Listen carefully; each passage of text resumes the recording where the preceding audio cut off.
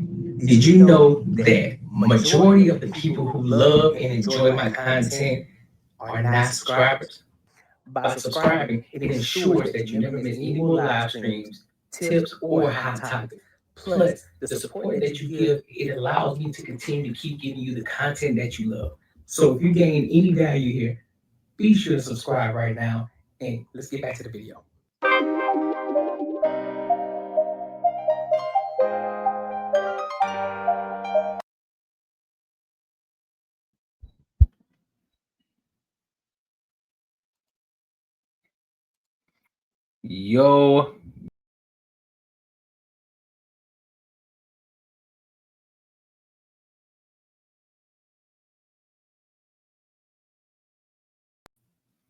Yo, yo, what is good? It's your boy Courtnee Edgar, and welcome to the realest spot on YouTube, man, where we react and we break it down and we keep it G like we always do. No fluff, just straight facts. You feel me? So, you already know how I like to do. I like to get right into the situation. I got some good topics for us today. Pretty relevant too, man. I know a lot of y'all are up in arms about Trump being the president. So we got some things to talk about in that and how the liberals are reacting in regards to Trump in itself and the fact that he's honoring the 13-year-old cancer survivor, dog. Then we got some other topics that we're gonna dive into as well. But we gonna get there though. We gonna get there. So you know how I do. Make sure you like, comment, and subscribe. That's gonna help the algorithm reach the people that's gonna, that likes the type of content that I like to put out. So y'all already know how I do it. I want to go ahead and dive right into it. The first one we're gonna dive into is this Trump situation because I want to talk about it and I just want to show y'all the type of people that you guys were gonna vote for. So by me saying that, you should already know by default who I voted for just based off of that statement that I just said. So let's get it. Let's go ahead and get into it, man. Ain't no reason to play around with it, dog. Ain't no reason. Let's go. Here we go.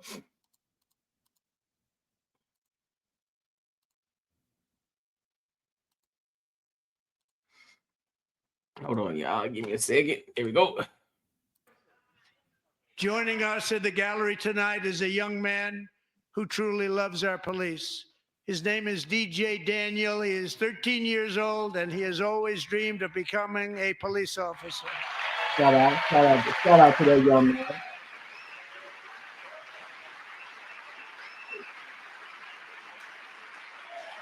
Shout out to that young man, bro.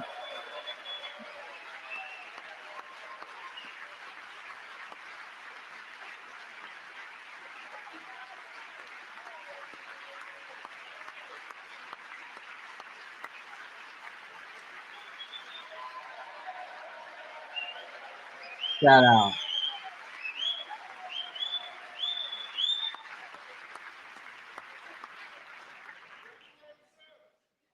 But in 2018, DJ was diagnosed with brain cancer. The doctors gave him 5 months at most to live. That was more than 6 years ago.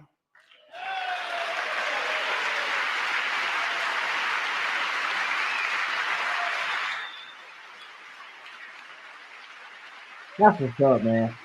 Shout out. Look at this. Hold up. Look at this. Why you ain't clapping? Why you ain't clapping? Look at this. Everybody's clapping. Look at that. That's what's up. Since that time, DJ Hold and his on, dad look at that. No, look at that to these heifers.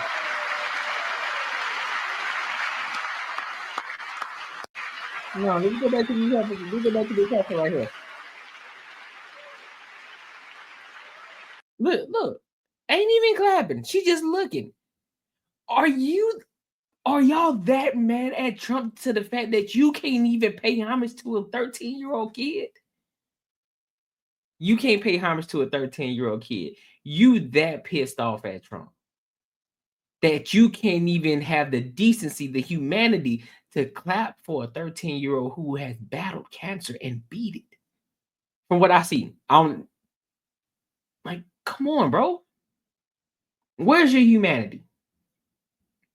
And that's a lot of things that a lot of y'all liberals push too. You want to be treated like human beings. You want to feel like you're human. And even clapping. Look at this. Look at her face. Look at her eyes. Look at it. That's evil. Look at this shit. Look at this whole. Look at the whole left side, dog. Look at this whole side over here versus this side. Look at this side, the right side, and look at everything on the left side. Everybody standing up, they're clapping. But everything on the left side, they're sitting down. Nobody, only one person is standing up. Maybe one or two people are clapping. Everybody else just standing there. Despicable, man. Despicable. Look at this shit. Look at this. That's crazy. Since you hate Trump that much that you won't even stand up and clap for a 13-year-old cancer survivor. That is wild. That time, DJ and his dad have been on a quest to make shout out to his dream come true. Shout out to DJ has been sworn in as an honorary law enforcement officer, actually a number of times. The police love him. The police departments love him. And tonight, DJ, we're going to do you the biggest honor of them all. I am asking our new Secret Service Director, Sean Curran, to officially make you an agent of the United States Secret Service. That's what's up, dog. That's what's up, man. That's what's up. Biden wasn't doing that. Kamala Harris wasn't finna do none of that shit. What your Democrats was doing over there? Mind you, oh, Trump's racist, right? Look at his skin. Look at his skin. But Trump's racist though. He's racist. He only likes his kind. Trump is for the people, bro. He's for Americans. That's what he's for. If you can't see past your own evil ways and evil thoughts, something is wrong with you. We've seen what happened. We've seen all the things that's been going on the Democratic side. Shit has gone to shambles over there in that area. You got people who were once Democrats moving to the conservative side, dog. Tulsi Gabbard is one of them. She was a Democrat. Now she's over here. Now she's on the other side because she said y'all was doing a lot of foul shit over there on the Democratic side.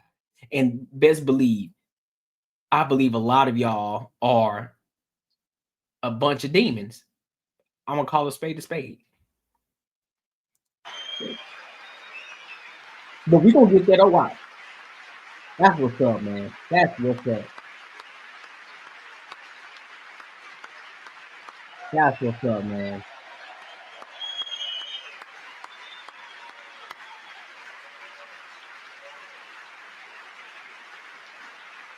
Look at that. Look at that.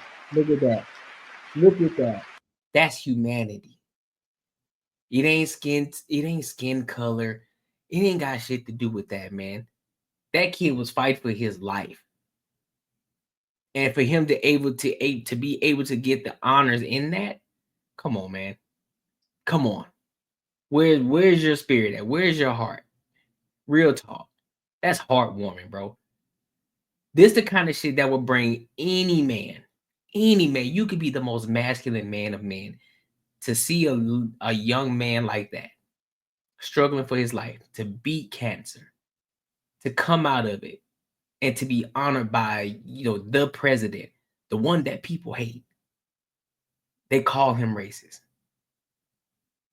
Young man's father is up there standing right by his side, and I'm pretty sure he's been there by his side the entire time.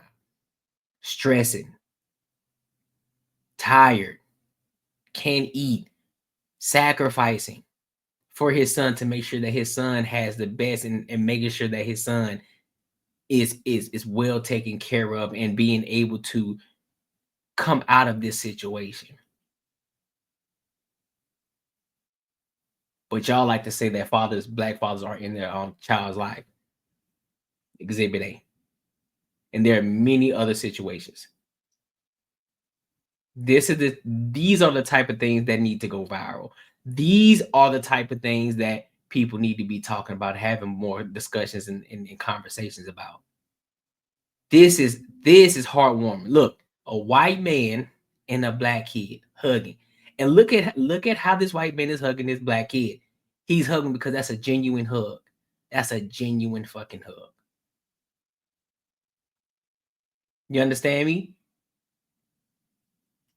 Y'all so wrapped up in y'all own self. Y'all so wrapped up in the ways of the past. Oh, well, I can't stand with these. They got a hidden agenda. Everybody's at the black folks. No, you fucking up yourself, big dog. That's why I don't believe in the blackity blacks. I don't believe in that shit. I don't.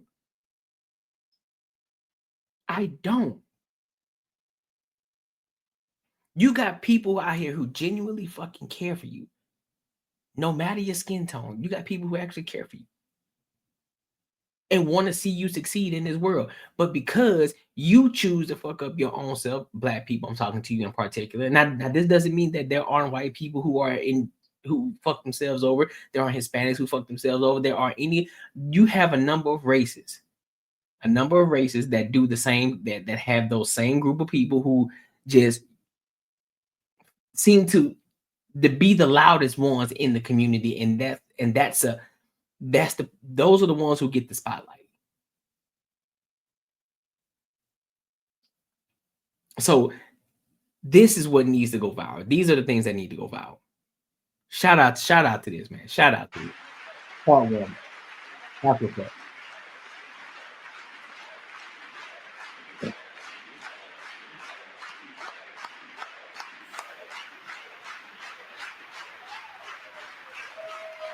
Look at that. Look at that. Look at that, bro. Look at this. The entire right side is standing up. The entire right side is standing up. Let me say it again. The entire right side is standing up. The entire right side. Look at the left side. Look at this right here. Look at the other half. Look at the other half. Nobody's standing up. Nobody. Not one person. Where's your humanity? And y'all got mad because people weren't voting for Democrats? Boy, you lost your mind. You done lost your mind. Thank you, DJ. That is crazy, bro. That is wild. You understand me? That is wild, fam. Make it make sense. I don't understand it. Make it make sense to me. So I want to go ahead and pivot to the next part of this situation, because it leads right into the liberals, the Democrat, that other side, who were pretty much bashing Trump after this situation. So let's dive into it. Let's see what they're talking about. HoneyBook completely changed how I do business. Of course, after this. I'm a photographer and independent business. It's a fact. Running your own business is hard. But I think this was a lesson in finding one thing that you let yourself feel. And I let myself feel joy about DJ. And I hope he's alive for another, 95 years, right? And I hope he lives and the life he wants to live. He wants to be a cop. He knows what he wants to do. And maybe when you have childhood cancer, that crystallizes for you. And I hope he has a long life as a law enforcement officer. But I hope he never has to defend the United States Capitol against Donald Trump's supporters. She made headlines as the What? Hold on. I need to get another piece of that. Hold on, y'all. I got to get another piece of that, because the one that was just sent to me, that was just 33 seconds. Now I need another piece of that one. Hold on, give me a second. Let me go back. Give me a second. Heck nah.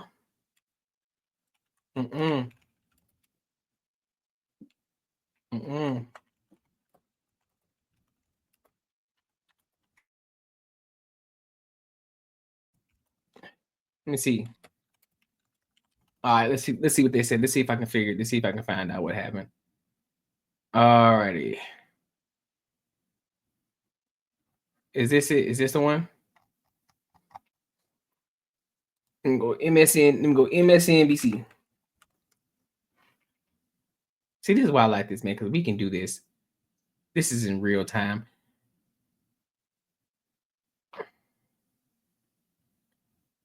All right, this is a good. This is a good one. I want to see what happened.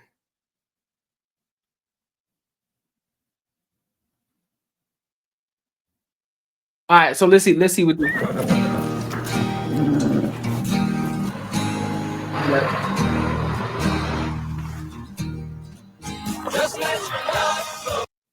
Let's see. Rachel Maddow and Nicole Wallace have reached disgusting new lows. The MSNBC anchors reacted to Trump's joint Congress speech live on air, calling his honoring of a teen cancer survivor disgusting and saying the president politicized the young boy's diagnosis.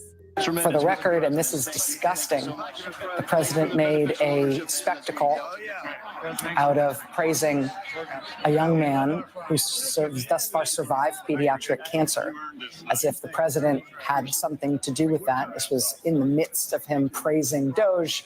Doge cuts, among other things, have cut off funding for ongoing research into pediatric cancer.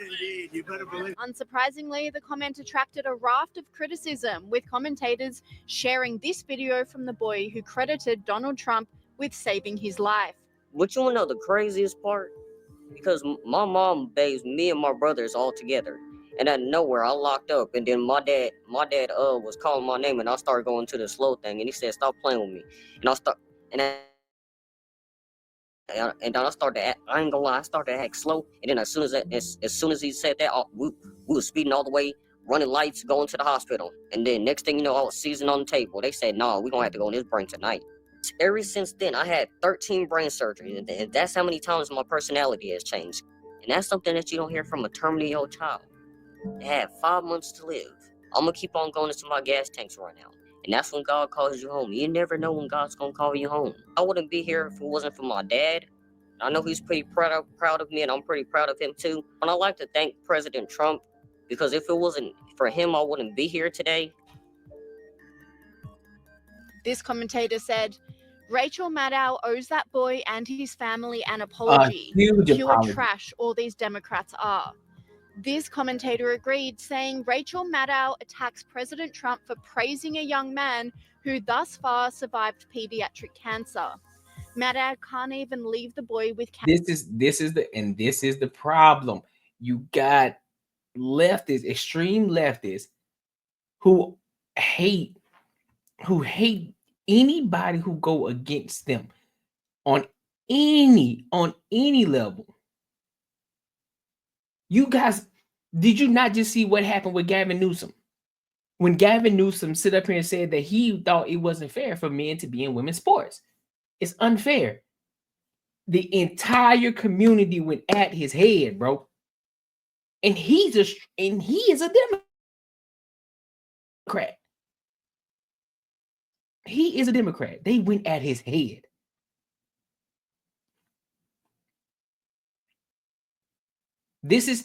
They claim to have this, a lot of these Democrats claim to have this moral high ground.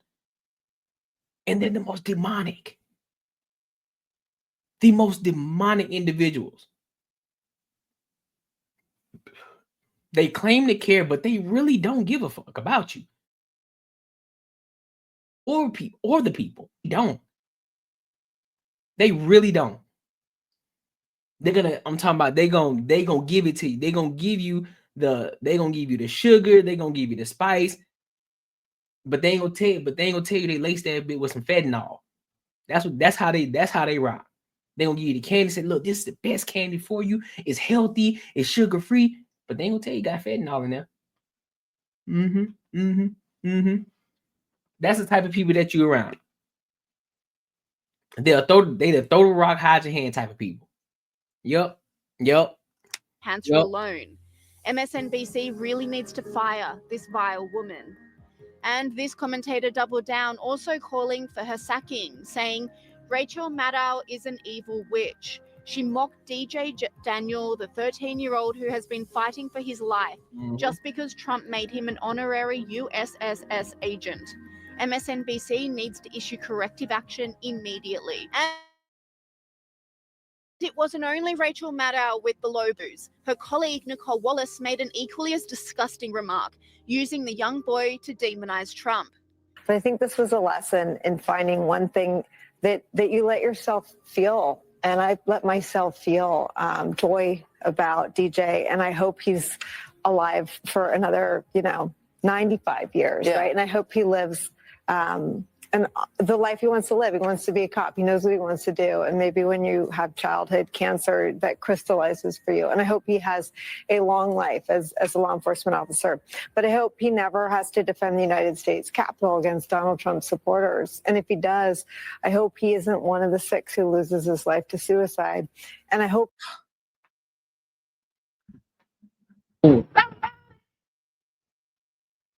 Boy, what? He isn't one who has to testify against the people who carried out acts of seditious conspiracy and then live to see Donald Trump pardon those people. Commentator Charlie Kirk slammed the host, saying, "This is..." Look at that. Look at that. Just look. I'm not even gonna say nothing. I'm gonna let y'all look. I'm gonna let y'all just look at this. Just look at this. Just look at this. Look at that.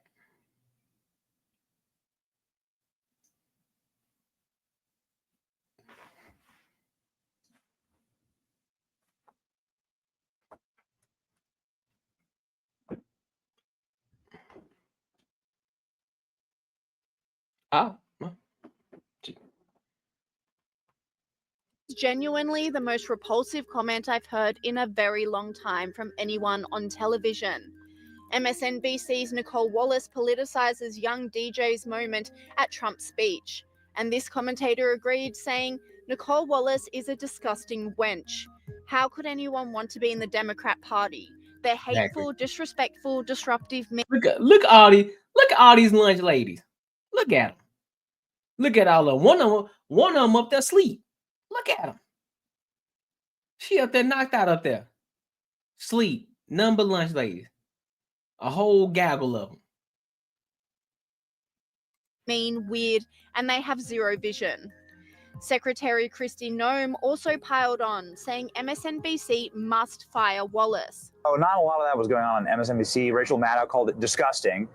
And Nicole Wallace on MSNBC said that DJ should consider potentially killing himself. Those are her words, not mine. That's what she said. And she said that she made it in light of a joke about trying to make a joke about January 6th or something. It's repulsive. It's the most viral clip on the internet right now. But I hope he never has to defend the United States Capitol against Donald Trump supporters. And if he does, I hope he isn't one of the 6 who loses his life to suicide. Do you think that she should lose her job for statements like this? Absolutely. Absolutely. There is a standard for those who report our news and who cover what happens in this country. And yes, those who employ her and pay her paycheck should evaluate if they want that to be the face of their operation. Commentator Dan Bongino was livid with the host reactions too. Back to the show. This is one of the... Shave it off, big dog. Shave it off, man. Ain't no hope for you, fam. Shave it off, dog. Shave it off, fam. Worst moments I have ever seen in the media in response to Donald Trump, recognizing a 13-year-old with brain cancer. This is an analogy you never make. And Megyn Kelly brought to light the deep-seated issues with Trump derangement syndrome. It's such a strange syndrome. TDS is a very strange syndrome. It really should be in the DSM-5. And it's very unfortunate because once afflicted, you really cannot get out from under it. It's like, what is it? Personality disorder. If you have a personality disorder, it's almost impossible to get out of it. Maybe it is impossible. And there are a lot of my mom's in the psychiatric field. I mean, now she's retired, but she was telling me a lot of psychiatrists just won't even try to treat that. Same thing with like sociopaths. There's really no curing you of sociopathy. There's no curing you of TDS. Once you get it, it's a lifelong affliction. And it really does warp the way you see everything around you. You see the pot of gold, and to you, it looks like crap. You know, you see a wonderful event for a child, and instead you see only doom and gloom and darkness if it has anything to do with the orange man. And it's funny because, man, the orange man, that's fucked up. The orange man. Strange how it's like it's broken for the rest of the country. Like they never really had it. And Caroline Leavitt doubled down passionately. Last night was a very clarifying moment for our country. The Democrats exposed themselves as the party of insanity and hate. The party that wants to put America last. They've allowed their Trump derangement syndrome to stop them from celebrating America and our people. And we will not allow them to forget that. And it's not just the Democrat Party. The mainstream media still doesn't get it. Last night, MSNBC's Nicole Wallace disgustingly looped in a 13-year-old boy with brain cancer into an attack on the president over January 6th. And CNN's first Chiron out of the speech called it divisive. President Trump wasn't divisive. The Democrats were. And CNN was proven wrong by their own viewers. While y'all talking about people need to wake up, a lot of y'all people who were gonna vote Democrat, meaning Kamala Harris and all of that, those group of people,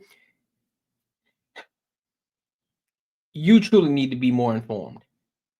Because I'm guessing the information that you've been getting from a whole bunch of leftists, and you're not getting it from the other side. You're not hearing it from the other side. That's why you have to look at things from an objective standpoint, because I can sit here and tell you today, me as a personal individual, I used to be like that. I used to think that way. I can sit here and tell you today, I was one of those individuals who voted for Obama just off the string because he was black. Until I became more informed. I started to listen to the other side. When I began to explore different cities, different states, different countries, I realized that there's a bigger picture here. And I can't just look at things from just one lens. I have to look at it from an objective standpoint. While the first term when Trump was in office, everybody was tripping and talking about, oh, we got a racist in here. What is make America great again? See, that's what they wanted. What do you mean make America great again? Are you at what point in time was America great? They're thinking about the racist times. They're thinking about the dogs and the water holes. But see, what the other people are thinking about, what make America great again, is what actually made America great. The whole racist part of it, that's not what they're talking about, big dog. What they were talking about when we were a thriving country, when we talking about everything was American made, when all the warehouses were here, when Detroit was at its top tier, when Detroit was the main spot to be, especially when you had warehouses, you had oil companies, when you were able to get a warehouse job back in the day, you made it. You were making dough, big dog. You were making money. But all of that went away. And they started to migrate to different countries. Now most of our stuff isn't even made over here in America. And what Trump is trying to do is bring this shit back to America, so the money can start circulating in America again to honestly pay down some of that fucking debt. Because literally, we're subsidizing a lot of different countries right now. We are the sugar daddies right now. America is the sugar daddy for other countries right now. Real talk. That is what it is. So what is make America great again? Okay, well, again, here's where the tariffs come in. Bringing the companies back over here, which y'all already saw what happened with Honda. They're manufacturing over here. They're building a manufacturing company over here in the U.S., which is then going to circulate money back into the U.S. again, creating more jobs, right? And that's where we're going to start doing the same thing, having more companies come back over here, because that was one of the reasons why Dodge left. They went over to Mexico because, again, the whole money situation. But Trump was like, "No, we ain't doing that. If you want to do business in America, guess what? You're gonna have to pay a tariff. You're gonna have to pay that tariff, big dog."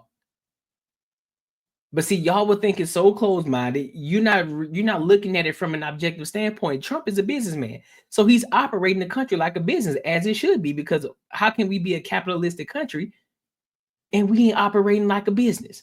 That's crazy. Wouldn't you want to keep the money in your country? Wouldn't you want to keep the money in your country? Over time, that means because you're gonna have more money circulating within the community, within America. Eventually, everything is going to start to come down in regards to price because everything is here in the country. We're not having to outsource any of our manufacturing or any of our parts out of the country because everything is done here in America. So over time, it's going to come down. What are we talking about right now? Which then, in return, in result, continues to make America the powerhouse. Ain't that what y'all want? Don't you still want to remain the greatest country, even though we still are the greatest country? Don't you want to continue to keep that going? Or because you guys want this diversity, equity, and inclusion, everybody wants to be inclusive, or you want people to believe in your ideologies and you want people to believe in your delusions that you are a man when you're really a woman, and people believing that you're a woman when you really are a man. These different things right here, you want people to believe in that. We're so focused on men going into women's bathroom and women going into men's bathroom and men playing in women's sports, all this different shit, when we know that ain't the way it's supposed to be. If men and women, if these trans individuals who are human beings, by the way, I want to make that note. Just because I disagree with your lifestyle, that don't mean I look at you less as a human being. I still look at you as a human being, but guess what? That don't mean that I agree with your delusion. I'm calling it right now.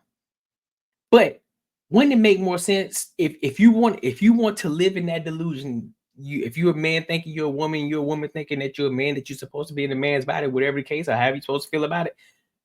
Why don't y'all advocate for creating y'all own sport where it's strictly trans individuals right in here? That little gray area.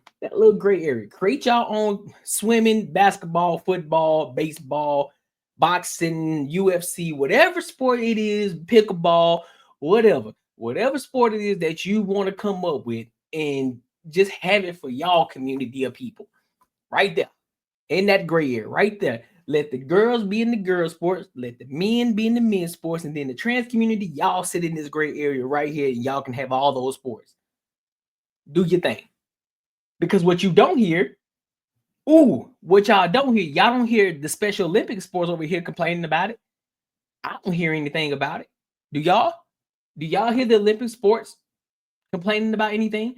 Do you hear individuals in wheelchairs, who are literally paraplegics, and people who are literally bound to the wheelchair talking about, well, I don't think it's fair that we can't race against the people who are, who can run with their legs. I should be able to race with them because I'm on wheels. I should be able to do it. You should include me.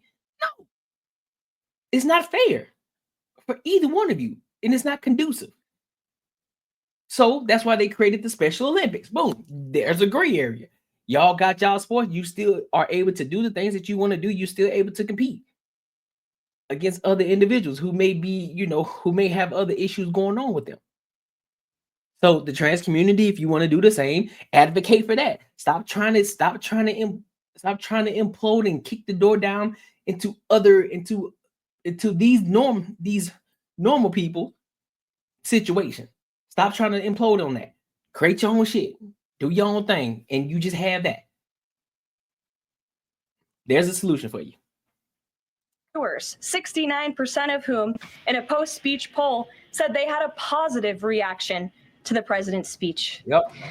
It's sad and frankly pathetic that Democrats and liberals in the legacy media continue to allow their hatred for the president to override their love for our country. But nevertheless, The president will continue to unify this nation through policies that are grounded in common sense and that uplift all Americans. That is insane, bro. That is insane. I don't get it. I don't understand it. I just don't. What is up with, man? What is up with y'all, bro? What is up with y'all, man? Yeah, what is up with y'all? Y'all got to do better. Real talk. A lot of y'all Democrats and the people who voted that way, y'all just got to do better. There's nothing else to say about it. You just got to do better.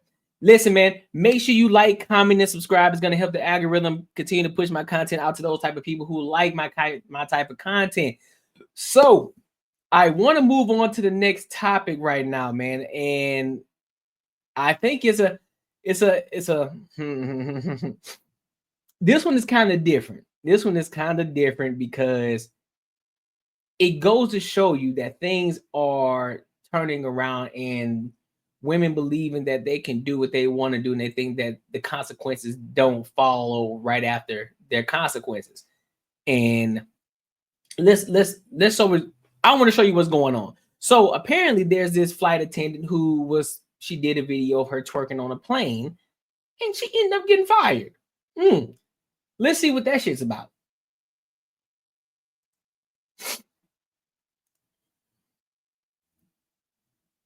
Twerking flight attendant. She made headlines as the twerking flight attendant who lost her job after this video went viral. Now she's speaking out in an interview with our Amber Cogliano. She's the flight attendant whose twerking cost her dream job. I didn't think that, being so happy can turn into something like this. Nell Diallo was having a great time dancing and twerking in the aisle on an empty plane before an early morning flight. I decided to just take advantage of the moment to wake myself up and kind of get myself hyped up for my day, basically. She posted the video on TikTok along with the caption, "What's wrong with a little twerk before work?" But after the video went viral, she says Alaska Airlines fired her. What did they say to you? They just said that I broke their social media policy. Nell had only been on the job for 6 months. She says she was twerking to celebrate the end of her probationary period. Why did you decide to post the video? And I was really proud of myself that I came so far. I just didn't think that my video and my post and the way I was dancing would be deemed as inappropriate. So how did you feel in that meeting when they told you lost your job? I put on such a proud face every time I stepped on that plane. And for them to terminate me without giving me a chance, it just was unfair. A representative from Alaska Airlines tells us they don't comment on personnel matters.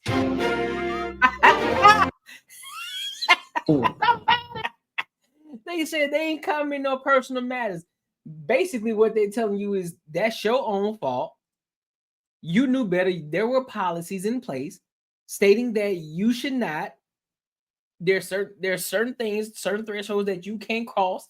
Working at this company, you crossed that line, so therefore we had to fire you. What do you mean it's not fair? This is their company. This ain't your company, bruh.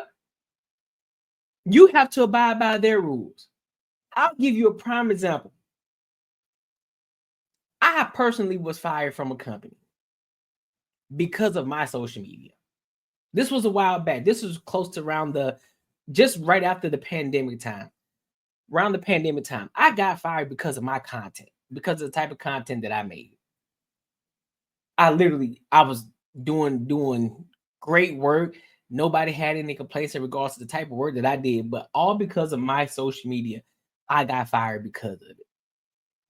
Now, looking at that situation alone, I could have been pissed off and be like, you know what? Fuck this company, man. It's not fair, man. I did this, that, and the third, but I had to reflect on myself. Like, yeah, bro, you shouldn't have been posting a certain type of content while you was at fucking work. While you was in the office talking about, yeah, I'm using this job as, a placeholder. And then, I'm saying, I'm going to be big when it comes to social media. That's your fault. So you can't blame the Alaska Airlines because you got fired. You got to blame yourself. Shorty, you're twerking on the plane. You're twerking on the plane. I don't care if it was just a little small twerk. You're twerking on the plane. That's inappropriate. That's not professional. on any level. You deserve to get fired. Life ain't fair. You don't own that company, and you can't tell them how to operate in their company. Like, make it make sense.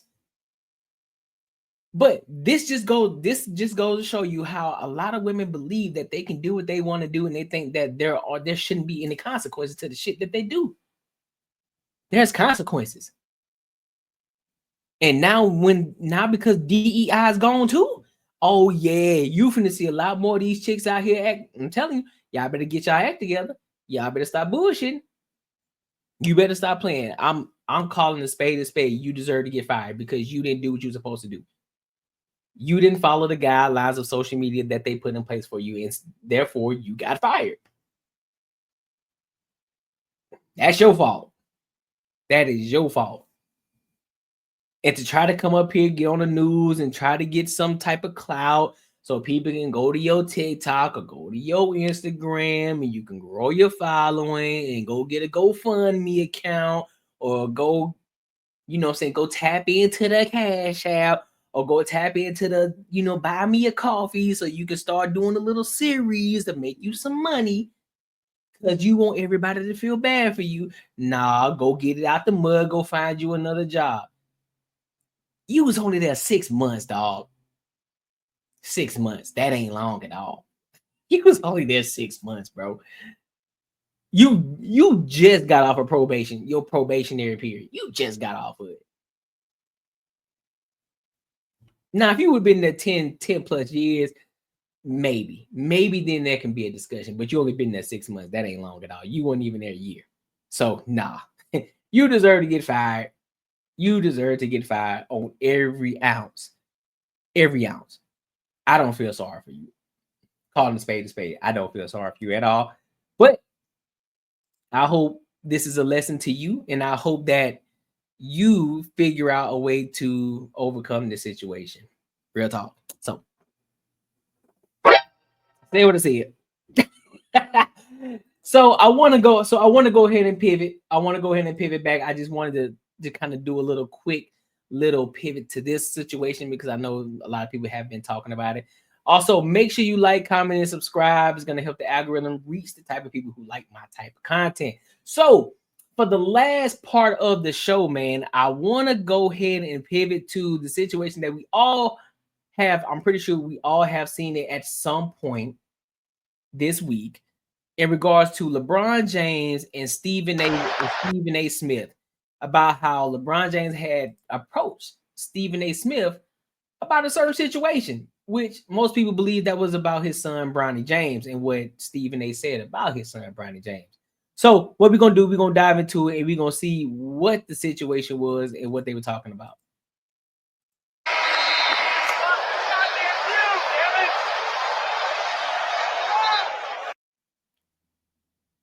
So let's see. Now let's get to a subject. So let's see what Stephen A. got to say about social media today, and it also involves yours truly. Last night, I was in attendance at the Knicks-Lakers game, sitting courtside, where during a timeout, I believe it was in the third quarter, I was confronted by none other than LeBron James himself.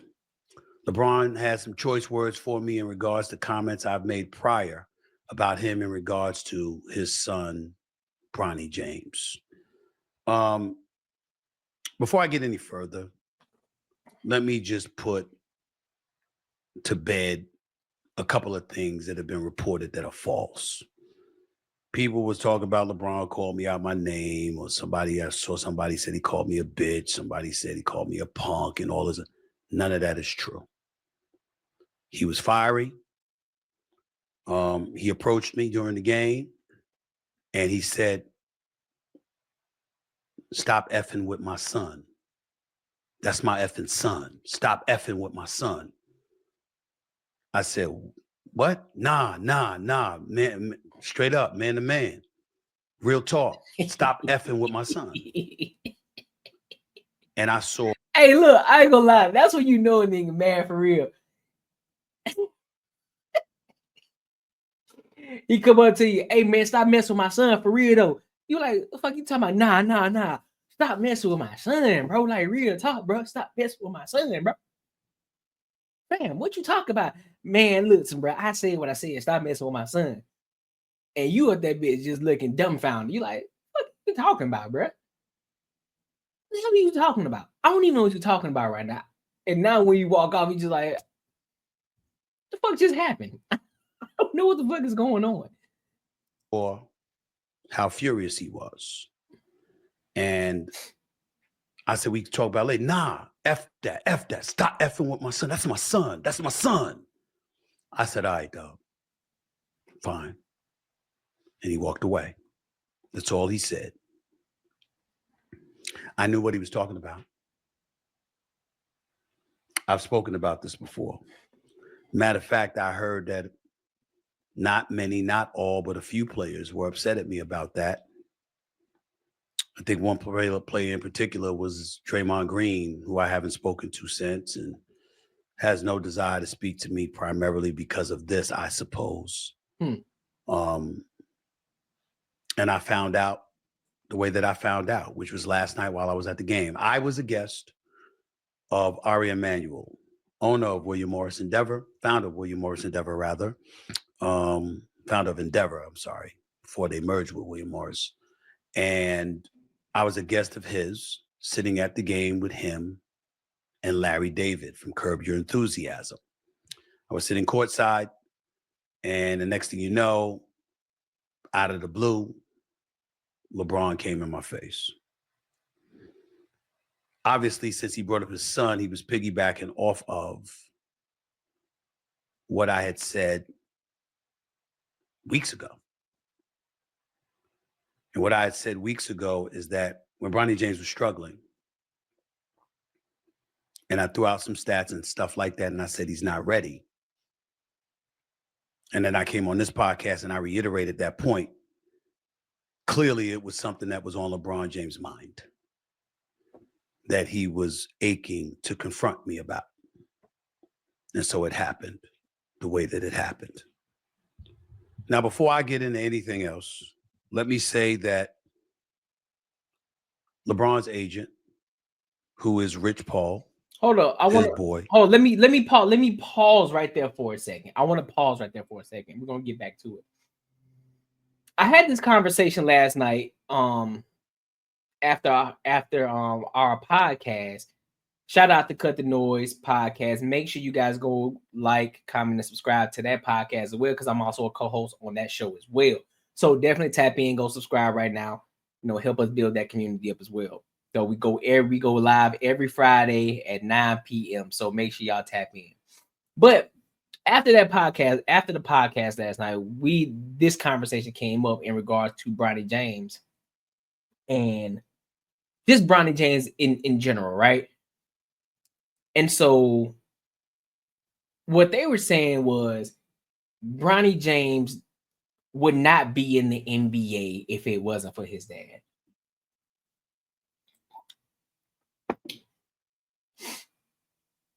Objectively speaking, I'm going to say if LeBron James wasn't his dad, Bronny James would be in the NBA, but he would probably play a couple more years in college before he go to pro. And the reason I say that is because of this. What people are missing about Bronny James, and I've said it before, I've said it in previous live streams. Bronny James can hoop. He can actually ball, dog. He's a smart kid. He understands the game. He's athletic. He can handle the rock. He can shoot the rock. He can dribble the rock, and he can guard. He can do all of those things. But the only thing that holds Bronny James back is his mental. And the reason why it's his mental is because all eyes are on him so quick and so early. And he's only a second rounder, 55th pick. We have to reiterate that. Second round, 55th pick. Not even first rounders are getting this type of attention that Bronny James is getting, and they're first rounders. So you have to look at it from a different standpoint. You got to take a step back. Take LeBron James out of the equation. Don't think about what LeBron James is and what he did when he was 18 and when he was 21, 22. Take the fact that LeBron James is in the conversation. Look at Bronny James as a hooper. Buddy can hoop. And no, I'm not saying that because I'm a LeBron James fan. I want to throw that out there. I'm not saying it. I'm saying this as a straight up person who's a fan of basketball, who grew up playing basketball all through college, know how to play the game as well. Did I ever go to the NBA? No. So therefore, for those people who want to try to discredit me on that aspect, cool. I never went to the pro. That's off of my own situation.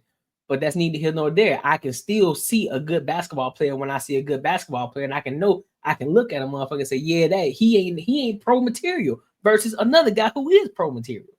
And Bronny James is pro material, dog. A lot of people are saying that he should have waited longer to be in the NBA. And he should have waited longer, should have played a couple more years at USC and then went into the league. But then again, I say I disagree. I disagree with that. And the reason that I do disagree with it is because now he has to develop a lot faster now. Because mind you, he didn't play a lot at USC. So he came straight out of his situation with his heart, went right into, had to train a little bit, then go right into the NBA combine, had to hoop there. So therefore, he's coming out of that situation. His mental's fucked up. He's trying to make sure that he's mentally there.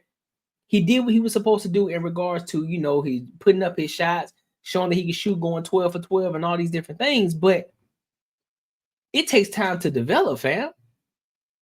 Give this kid time. It ain't even the full season yet. Y'all on his head, fam. Y'all acting like this man needs to be putting up 30, 10, and 2, 30, 10, and 5, 30, 10, and 9.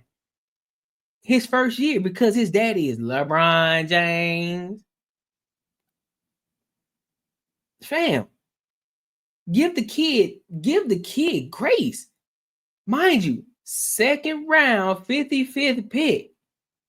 Second round, 55th pick. This could be a completely different conversation if Bronny James was drafted in the first round in the top 20. And this is what I told the guys last night.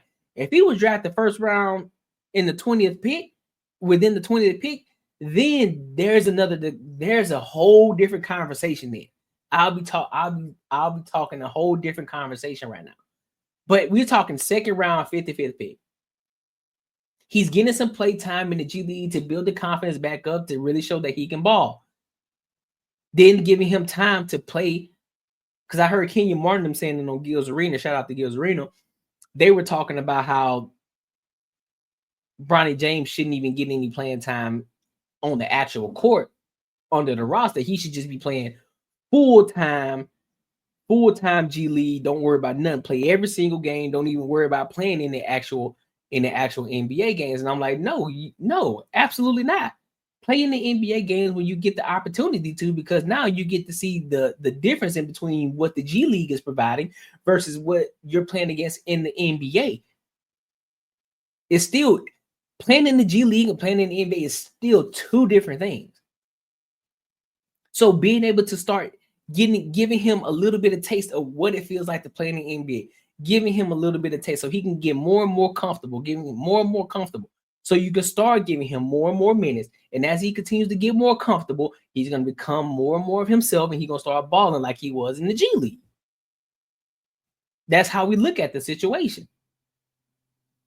I look at the situation from an objective standpoint, not from a position of I'm being biased because it's LeBron James' son. No.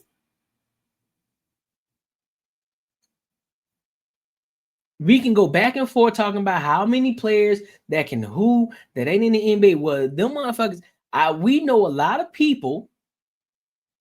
We know a lot of sons that are in the NBA now that you ain't hearing their name. Scottie Pippen's son is one of them. Y'all y'all main favorite, Michael Jordan. Where his sons at? Neither one of them made it to the pro. Neither one of them. And Jordan is one of the biggest. I'm talking one of the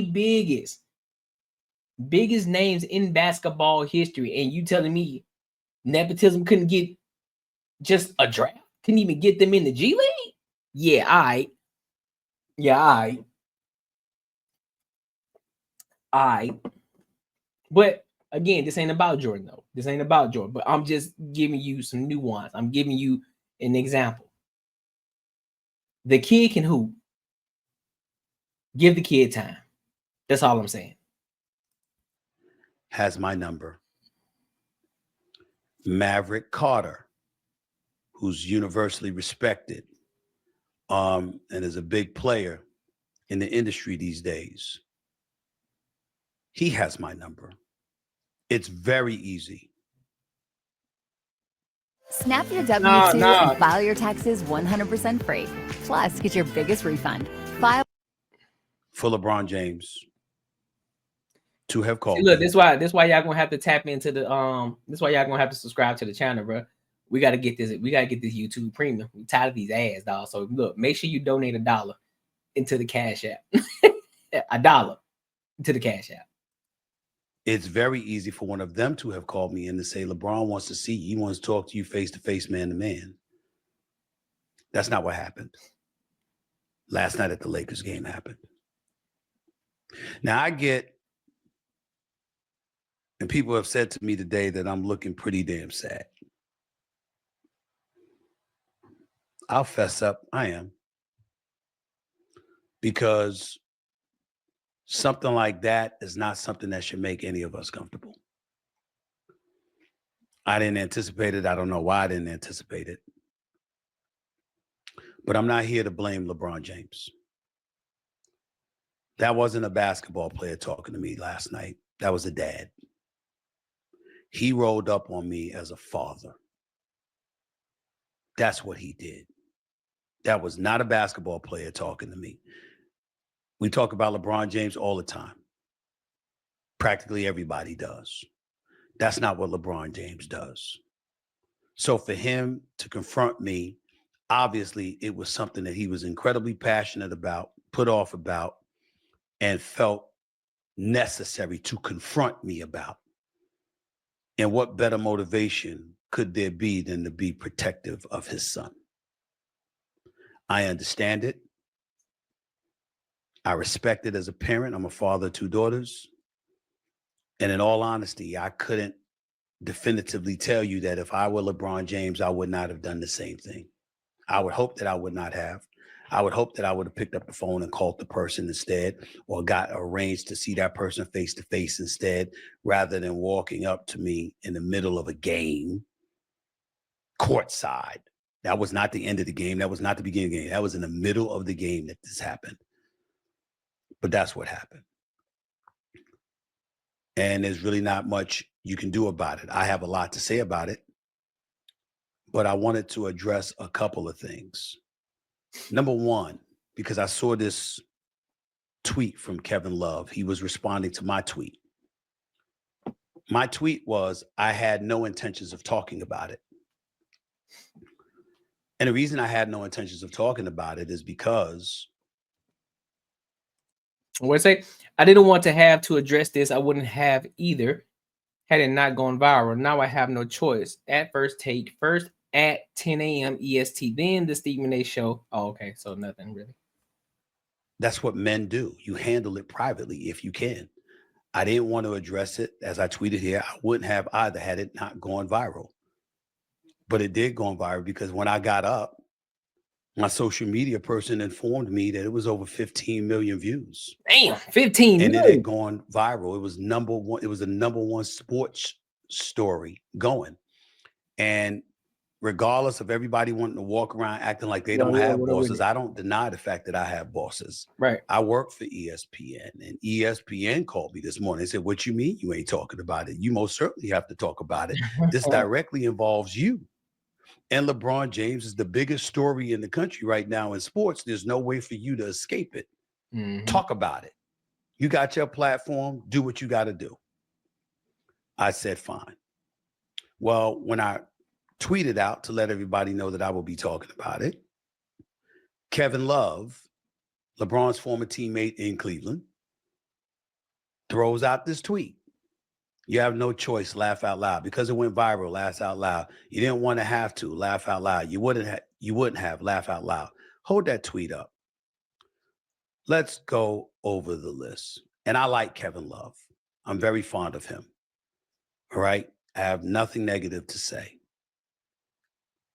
I have no choice because of what I just told you about my bosses, Kevin. Yeah. Because it went viral, Kevin, which I just explained. I didn't want to. Why would I want to? I take no pleasure in something like this. And I guess it's the implication that, and I wouldn't have, laugh out loud on all of those things. You see, stuff like that dilutes the seriousness of the discussion. So let me explain this to Kevin Love in simplest terms. First Take has been the #1 morning show for 13 consecutive years. And on this particular morning, it's the day after I was in the news for a lucrative contract extension. So if I said that I didn't have any intentions of doing it, I don't have to lie. And I'm not starving for ratings. And respectfully, Kevin, you should know that I mean what I say. I don't have to lie. So I'll just leave it at that. Outside of that, feel free to support your boy. Let me go back to me and LeBron James. Ladies and gentlemen, any alluding to Bronny James in this is either accidental or just a reference point to articulate me and LeBron James, because I'm not here to talk about Bronny James. Bronny James, by all accounts, is a wonderful kid who went into the G League, has been tearing it up, and I personally think is going to be an NBA player. You can't root against Bronny James. He's a great kid. I've never met anybody that said otherwise. Right. Okay? And I'm genuinely rooting for him. Having said that, at the time that I was talking about him and his stats in the aftermath of the Philly game. Did you know that you could be owed a major cash payout? Yeah, that's why y'all gotta look. Y'all gotta tap into the cash app, bro. $1 Send a dollar to the cash app, bro. These ads is crazy. We need the YouTube. That's when things have gone haywire, because that's when you start hearing that a few players don't want to talk to you, or folks felt you crossed the line or whatever. Here's what they thought I did that crossed the line. By pointing out how he was struggling, I wasn't really talking about Bronny James that much. He's a rookie. Right. And I think that he'll just get better and better and be in the NBA. It wasn't really about him. Quinn, what up with it? It was about LeBron. And the reason why it was about LeBron was because the heat that Bronny was taking and the stories that were going viral, I was making the point he didn't have to be in this predicament. 3 things could have happened. He could have got drafted by Golden State. He could have got drafted by the Boston Celtics. Okay. Or he could have got drafted like he did by the Lakers. Opening night, have that moment with his dad, and then go to the G League and wreak havoc, wreck shop, and then come to the league after a year's experience in the G League. If any of those things did not happen, one surmised that it was because of LeBron James. In my mind, the second greatest player to have ever played the game of basketball, who was a basketball savant. And if we know that his son was struggling, then he knows. And what I was saying was, I was focused on him. It was other people. Hold up. So let me pause right there. So, Stephen A., because you know that LeBron James is your second greatest, I still think he's #1. I still think LeBron James is #1, right? Over Jordan. I said what I said, so you can quote me on that. I said it. LeBron James #1, Jordan #2, Kobe #3. I said what I said. If you know LeBron James understands, knows the game, he's been in the media world forever. Been in front of the camera forever. He understands what's going on out here. And for him to be that father, now I get it. Now he has to play two roles. He's playing father and basketball player, so he has to juggle both of those because sometimes they can intertwine with each other, right? As a father and as a hooper, now you got your son in the league with you. It can intertwine sometimes. But you're telling me that you don't think that LeBron James understands and sees what's going on, especially when it comes to his son? You don't think that he's guiding him properly? You really don't think he's guiding him properly? You really don't think that they were able to negotiate to a point where like a second rounder, 55th pick, is able to get the time to play in the actual NBA game and still be able to play the G League game and being able to configure these different things? You don't think that they're talking outside in the background and he's giving him the game on what to do and what to expect out here in the world? Like, hey, don't pay attention to the media, or hey, look, listen, people gonna say shit. Look, you had a terrible game. Who knows? He may be going off on Bronny in the background. When they get home, he may be going to fuck in on Bronny. Who knows? We don't know that. Or it could be, you know what? They go to their media room and they go over the plays. They go over their game and they break it down to a T what he could have did, what he shouldn't have did, what he should have did, and what he did right, what he did wrong. You don't think they're doing that? As a father, as a son, and as one of the GOATs? Is most people, most arguably the GOAT? You're telling me that you don't think he's doing that? This stuff takes time, bro. This takes time. This is different for him. This is a different ball game, fam. Everybody talking about what could have been, what should have been. Everybody's on the outside looking in, giving their perspective, thinking that they know what the hell that they're talking about. Oh, well, if he could have, what if he would have got drafted to the Golden State Warriors? Then what? Who would Bronny James be if he would have got drafted to the Golden State Warriors? Who would he have been? Who would he have been if he got drafted to the Boston Celtics? He wouldn't have been playing right now. Because the same shit, because y'all remember back then when Antonio Brown, right? Antonio Brown was saying that Bronny James ain't ready for the league. But I even said back then, I said, no, Bronny James is ready for the league. He just had to get his mental together.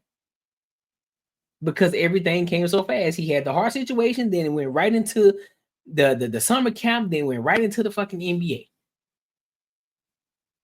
He didn't have time. He didn't have time to get himself together. He had to get to it.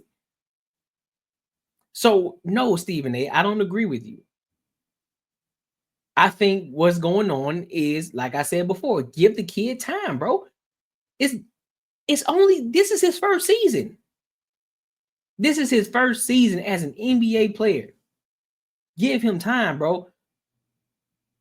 I've never seen a second rounder 55th pick get this much attention ever in my entire time of watching basketball. I've never seen that before.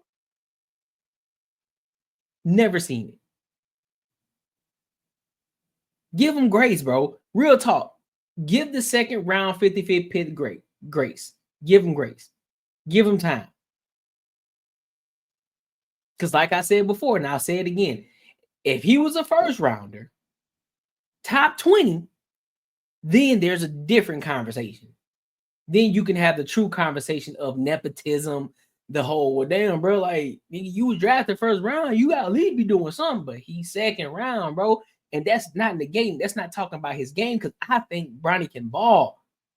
I actually think he can ball. I think he has the accolades, not the accolades, I'm sorry.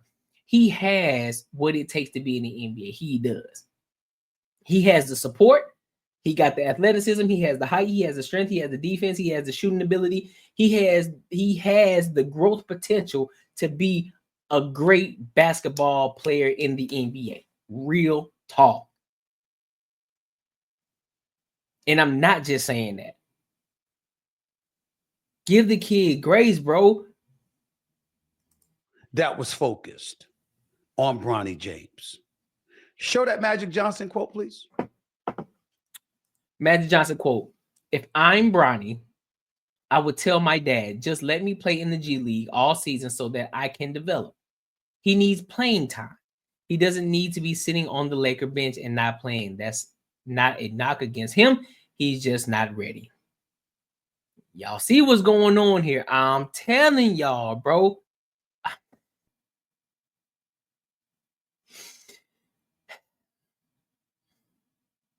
You know, there's a fine line between listening to what people say versus what you believe. There's a fine line. Because in your head, you can be like, damn, maybe they're right. Maybe I should just focus on the G League. Maybe I should just focus on that. You know, I should just focus. Now, don't even try to play minutes in the NBA game. I should just focus on the G League. I should just focus on the G League. That's what I should do. That's why I should just focus on the G League. Then you see you see what you're doing in the G League, and then sometimes you can get comfortable. Because 9 times out of 10, not many people come out of the G League, bro. Once you go to the G League, you're pretty much stuck there. Unless you just one of them players that's just out of this world. Anomaly type of guy. And again, I'm gonna disagree with Magic Johnson. No, I think it's good that Bronny James is getting some playing time in the league, in the actual NBA games. Regardless if it's the last 10, 15 minutes, it's good to get some of that playing time. And mind you, still being able to get some playing time in the G League as well. No, he shouldn't play the full season. I don't agree that he should play the full season in the G League. I don't. Because I guarantee you he's getting the time, not getting the real game versus what he's getting behind closed doors is different, right? But he's still getting that. He's getting the knowledge. He's getting the skill. He's working on it. I'm telling you right now, the Bronny James that y'all see today, the Bronny James that y'all see right now is going to be totally different when the season starts next year. Quote me on that. Quote me on that. And if I'm wrong, call me out on it. Bring me to the front of the congregation. But I call it right now. Bronny James is not going to be the same player that he is today. He's going to be even better. I'm calling it now. You can call me crazy. So be it. I'm going to stand on it. And if I'm wrong, I'll stand on it. I'll hold myself accountable for it. But this is what I stand. No, I think Bronny James, they're doing exactly what they should do for Bronny James. And what other person would I listen to other than my dad, who is arguably the GOAT, considered the greatest player, one of the smartest basketball players, has the highest IQ as a basketball player, knows the game up and down, knows the media up and down, knows how to navigate through that and still be successful no matter what all the naysayers are saying, and still be able to be as successful as he is. Why wouldn't I listen to that as a player? When I don't know shit, when I don't know a fucking thing, when I've just been the son. I've only just started to begin to understand what being under scrutiny really is. I just scratched the surface. So what better person to talk to than my dad, who has been under scrutiny his entire fucking career? Are you kidding me, bro? This is Magic Johnson at the time. Jimmy Kimmel Live in September. If I'm Bronny, I would tell my dad, just let me play in the G League all season so that I can develop. No. He needs playing time. He doesn't need to be sitting on the Laker bench and not playing. That's not a knock against him. He's just not ready. Nope. That was Irving Magic Johnson. Nope. There were other articles that were written as the season was progressing and people were talking. And I'm rooting for the kid, and I didn't want anything too negative to come. Hey, yo, look, make sure you like the live. Make sure you like it. Get the likes up. Let's get the likes up, man. Don't just sit in here. Get the likes up, man. Tap the screen. Tap the screen. Let's go. His way. So I'm looking at LeBron James and saying, all right, you had the moment. You don't need this. Because you remember, it's not just the LeBron's greatness that we're talking about that can be somewhat burdensome, because when you're a son of arguably the greatest player who has ever lived in a lot of people's eyes, the expectations for you come with that. But it wasn't even just that. So let me ask y'all a question. I want to ask y'all a serious question. Because this was another conversation we had last night too. If you had a parent, right, that was exceptional in whatever it is, whatever industry, let's say track and field, since both parents can play both sports, right? Let's just say you had a parent that's successful in track, and you find out that your father or your mother were breaking hella records running track. Wouldn't you take that as a proud moment and as a challenge at the same time to try to live up to that name because you love your name, because you're proud to have that last name that people talk about? I'll give you a prime example. My parents were well known in their city, of course, in their respective cities, right? Mother was known for track and field, softball. Well known. Showed me the receipts. Back then, they didn't have cell phones, so showed me newspaper articles getting talked about how she was that dope, how my mom was that fucking dope. Then got receipts, and on top of that, more confirmation from people in my dad's city, talking about how my dad was this multi-athlete. Guy was playing football, basketball, baseball, could have went pro baseball, all of these different things. Had the arm, had a fucking cannon as an arm, played quarterback in football, played basketball, and was dope in basketball too. So pretty much was a triathlete and was dope in all three sports. Most people who don't have a competitive nature will look at that and say, I don't know if I can live up to that. Because you look at it as that's respect. Like, damn, that's respect. My dad and my parents, they did all of that shit. That's a big, those are some shoes to fill. But guess what I did? I took that as a proud moment to be an Edgar. And I also took that as a challenge. Like, okay, my father played all three sports. I'm going to play all three sports. Mind you, I was good in all three sports. However, I wasn't as successful in baseball as I should have been because I didn't stick with it. Same as football. I literally played the same positions that my father played in each and every sport. My daddy was a pitcher, I was a pitcher. My daddy played quarterback, I played quarterback. I was a point guard or shooting guard, my dad was a point guard, shooting guard. I literally played all the positions that my father played. But one of the things that stuck out more and more, I'm talking about, I had a cannon for an arm too. Could launch that thing, and I could run. So you wouldn't finna just hit me. Because I ain't like being hit. So therefore, it's gonna be hard to hit me, big dog. But then I decided to take all my focus and put it on basketball. And that's why I put my focus in. I became one of the best players in my city in Mobile, Alabama. One of the best. You can look it up.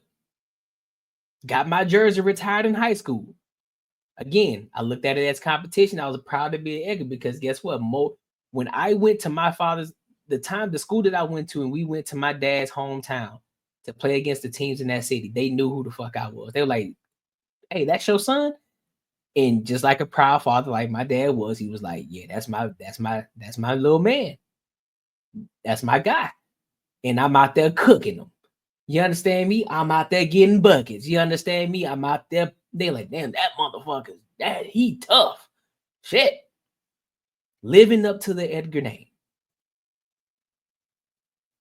And it took me on to college to play ball in college. So I took it a step further than my father did and my parents did. I took it a step further. So I look at it as to be proud to be an Edgar. And as well as I look at it as competition to like, hey, well, let me continue this shit. Let me keep pushing this shit forward to make this name known. That's what you would want to do. So, like, I don't get it. It was the quotes that was associated with LeBron James. It was LeBron James that said his son was better than some NBA players. Yeah. It was LeBron James that told folks. And that's a fact. He is. But y'all ain't giving him the chance. What? I haven't heard from the first round. I haven't heard from the first round draft pick. I haven't heard from the number one pick. I haven't heard anything from him. Your top 10. What are we hearing about the top 10s? Besides the Twins. What are we hearing? Who cooking? Who out here cooking? One of them injured. Who out here cooking? Wemby out here cooking, though. That's for sure. That's true. Wemby out here cooking. That's about it. But other than that, folks don't even think about it. You want to draft. You want me draft my son. It ain't even about the money at this point. I'll go wherever he is for 1 year. It was LeBron that said those things. And so everybody knew that. And as a result, what I was saying was pointing out, yo, this is what it is. And any kind of trouble he has, they're going to pounce on him because of the things his dad said. So the one thing that I'm thankful for last night is that when I was confronted by LeBron James about this subject matter, he didn't give me an opportunity to say what I know that I would have said. And that was this. I wasn't talking really about your son. I was talking about you.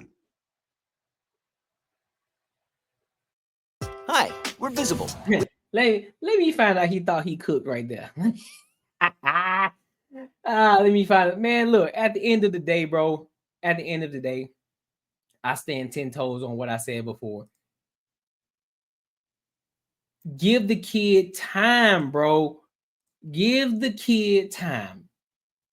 It's only been a year. Barely. It's only been one season. Let's say that. It's only been one season. Give him time to actually get accustomed to everything. You can say, oh man, you know what I'm saying? You've been in here long enough. You should already be accustomed. Give him time to get accustomed to everything. Let him go through the entire process of being on the team, going through the summer camps, going through the training, the summer trainings, and all of that shit. Like real NBA players, I guarantee you're going to see a totally different Bronny James this upcoming season, bro. It's simple as that. Like, we don't got to make shit more difficult than what it actually is, bro. Like, real talk. Like, come on, man. Again, he a second round 55th pick. And if LeBron James come up and says some shit like, stop talking about my son, on that aspect of it, I'm going to say I disagree with LeBron doing that just simply because, like, hey, dog, look, that's what they're supposed to do. That's their fucking job. They gonna talk, dog. If you the one that's been talking up your son, you gonna have to live with it. You gonna have to live. They gonna put him under scrutiny because guess what? You are LeBron James. They've been at your head for the longest, and they can't get you because you still been successful. You were able to power through and still be as great as you are. So therefore, the next one coming up is your son. So therefore, we're gonna have to do what we gotta do in order to get paid, in order to make our money. We're gonna have to talk about Bronny James. And so even as a father, you're gonna have to learn to just take that one to the chin, big dog. As you know what I'm saying? You gotta take that to the chin, Bron. Real talk. Take it to the chin. Let it be. Go talk to your son. Let him know, like, hey, big dog, look, they gonna come for your head, but you can't listen to that noise. It's all just extra noise in your head. Learn to power through it. Learn to use it as fuel to become more successful than you actually are. And just fight through it, man. Use it as fuel. Use it as motivation. Use it as a tool to prove to them why you deserve to be here in the NBA.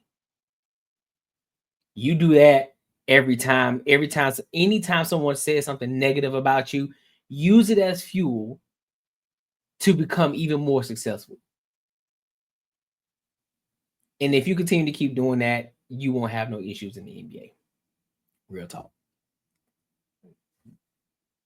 So with that being said, man, I appreciate y'all. This was a great show. I loved it. And I love y'all too, man. I appreciate y'all. Can't wait to see y'all on the next one. Don't forget to tap in to Pop the Balloon Tuesdays at 6 p.m. I want to see y'all there.